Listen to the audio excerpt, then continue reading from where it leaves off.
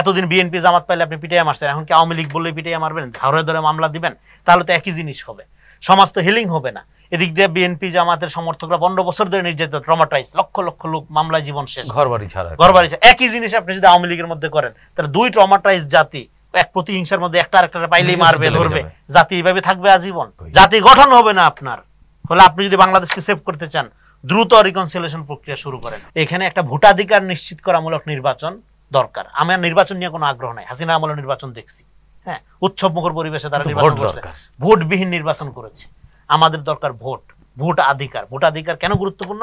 এটা নাগরিকের সার্বভৌম অধিকার। বিএনপি কোনো নির্বাচনের জন্য আন্দোলন করছে না, বিএনপি আন্দোলন করছে বা অন্য দলগুলো, শরীর দলগুলো আন্দোলন করছে ভোটাধিকারের জন্য।